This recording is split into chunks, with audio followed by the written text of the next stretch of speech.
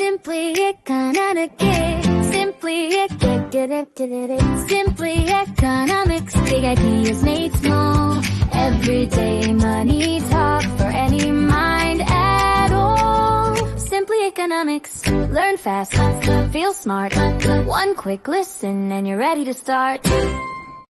You know, when you walk into a cafe at like 7:30 in the morning, there is this, I don't know, this expected, almost comforting rhythm to the whole thing. Oh, totally. It's a whole morning ritual for people. Right. You look behind the counter and it almost looks like a factory assembly line, you know? Highly mechanized. Exactly. You pay your money, a cup moves down the line, someone pulls a lever, steam goes everywhere, and boom, your morning caffeine is ready. It just looks so standardized. It really does. You look at that massive, shiny, like $30,000 espresso machine, and the natural assumption is that the machine is doing all the heavy lifting. Yeah, you just assume the machine is doing the work. Like anyone could just step behind the counter, push that silver button, and produce the exact same result every time. But then you actually take a sip. And one day, from one place, it tastes absolutely incredible, like complex, perfectly balanced, really sweet. Right. And the next day, from a different place with an equally shiny machine, you get a cup that tastes like burnt battery acid. Oh, the worst. It is. And that's when you realize, oh, wait, that machine is definitely not running itself. No, it is absolutely not. And that realization basically answers a question that's currently like tearing the hospitality industry apart, which is the exact mission for today's deep dive. Yes. We are looking at a really fascinating set of notes today. Right. We're diving into this incredibly detailed source material titled EP9, Why Are Baristas Becoming More Expensive? And we want to answer a question you've probably pondered while waiting in that morning line. Which is, why are cafes suddenly in this fierce, really expensive bidding war just to hire someone to pour water over beans? Yeah, exactly. Why command such higher wages? Well, looking at the concepts outlined in these notes, we're talking about labor markets, human capital, and this thing called the skill premium. Okay. The overarching takeaway from the source is just a complete reframing of how we view the person behind that counter. They are not just replaceable workers pulling levers. They are highly skilled professionals who fundamentally shape the product quality. That's the hidden economy operating right in front of our eyes. Okay, let's unpack this.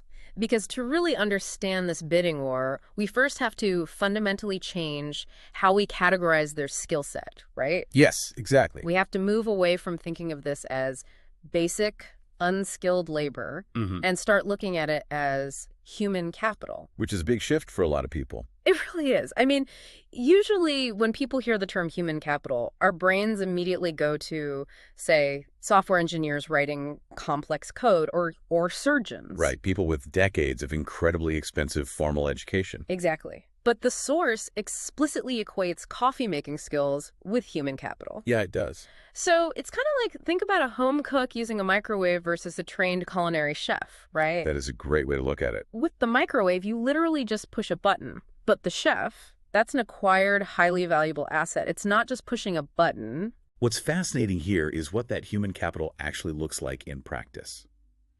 In this context, it refers to the specific honed skills of the trade. The actual mechanics of making the coffee. Exactly. The source highlights that training and experience are the exact mechanisms that build this human capital. It elevates the barista from an interchangeable cog to a dedicated professional. Right, because the variables they're managing behind that counter are just staggering. Oh, they change constantly. Take something as simple as the weather outside the cafe.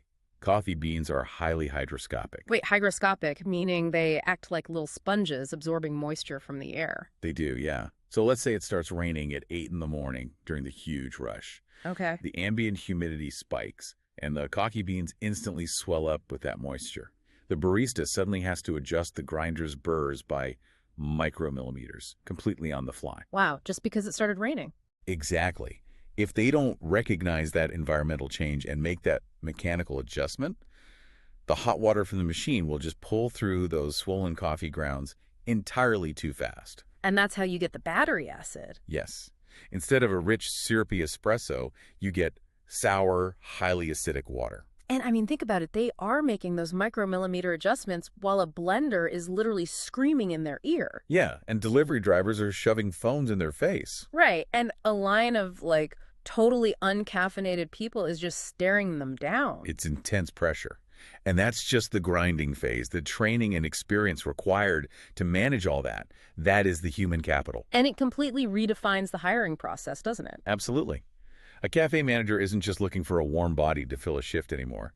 They need someone who already possesses that acquired asset. Let me stop you there, though, because honestly, let me play devil's advocate for a second to really dig deeper into this. Sure, go ahead. Okay, they have skills. They know about the humidity and the beans. But does a slightly better pour-over really change the economics of a cafe? It's a fair question. I mean, look around. A lot of people are just drowning their coffee in caramel syrup and oat milk anyway, right? Yeah. So why does higher expertise immediately equal more customers? Well, the source material connects the dots on this really clearly. There is a direct causal chain reaction at play here. Okay, walk me through it. Higher expertise leads directly to better product quality. And yes, while syrups mask some nuance, you still taste a badly burned shot of espresso.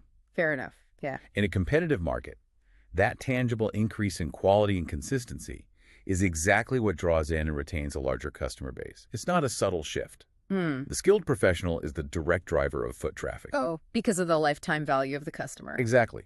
The profit margins on a single cup of specialty coffee are incredibly thin. Right, with expensive beans and high rent. Yeah. The business model relies entirely on the regular customer, the person coming in 5 days a week, 50 weeks a year. Because they want to know that their Tuesday morning coffee is going to taste exactly like their Monday morning coffee. Yes. Consistency. And if the person operating the machine lacks the human capital to extract that flavor consistently, the customer will eventually get a bad cup. And then they just walk to the cafe next door the next morning. Precisely. That's how fragile the bottom line is. So what does this all mean? If these highly skilled baristas bring in more customers and keep the business afloat, naturally every cafe wants to hire them. Yes, everyone is fighting for them. But this leads us into the mechanics of the labor market. If literally anyone can apply for a cafe job, why is there a shortage? Because applying for a job is not the same as possessing the necessary human capital. So the training and experience actually affect the labor supply? Absolutely. The source breaks down this concept called the skill premium. The skill premium. Right. Because true expertise requires significant training and experience.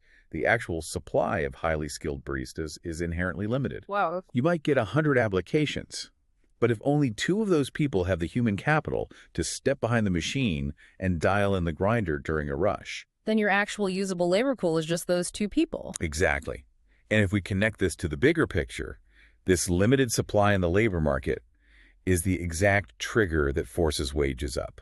Because it's basic supply and demand? Exactly. Demand is through the roof. Supply is strictly limited by the time it takes to train someone.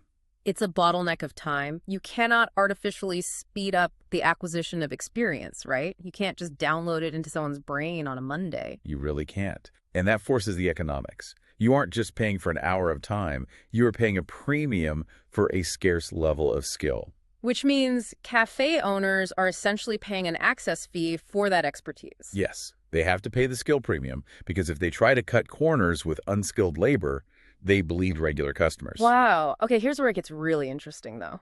Because there is a very specific, fascinating detail from the source. It says, wage premiums reflect brand value. Yes. That is a crucial point. I mean, if you think about it, you never actually interact with the cafe owner, right? You never meet the person who sourced the beans or designed the logo. Never. The barista isn't just making the product. They are effectively the face and the guarantor of the cafe's entire brand. They absolutely are. And that directly answers one of the main questions from our source. Why are cafes competing for talent? Because the brand depends on it. Exactly. A cafe's brand value is inextricably linked to the quality of the product and the experience provided by that barista. So if a barista burns my coffee or acts totally stressed out, I don't blame the barista, I blame the cafe. Right, you look at the logo on the cup and think, well, that place has gone downhill. And I never go back. And you tell your friends not to go back either.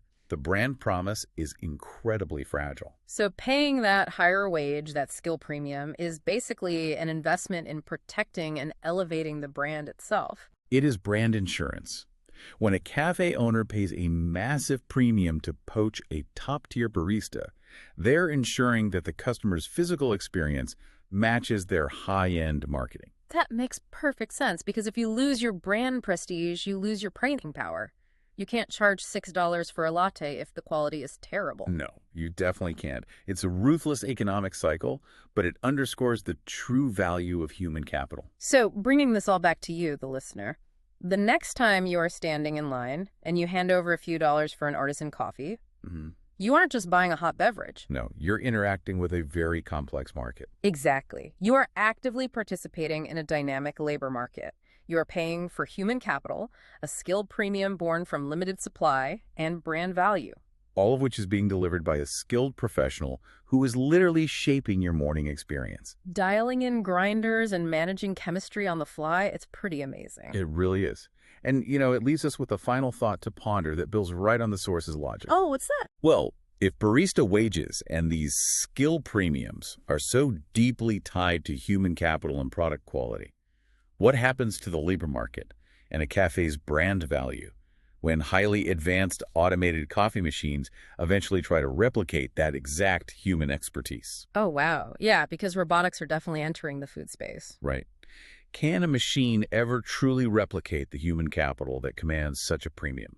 Can it adapt to a rainy morning or be that human brand ambassador? Now that is a thought to chew on while you sip your espresso tomorrow morning. Will that skilled professional ever be replaced by an actual assembly line? It's a huge question for the future. It really is. Well, thank you so much for joining us on this deep dive into the hidden economics of your daily coffee. Thanks for tuning in.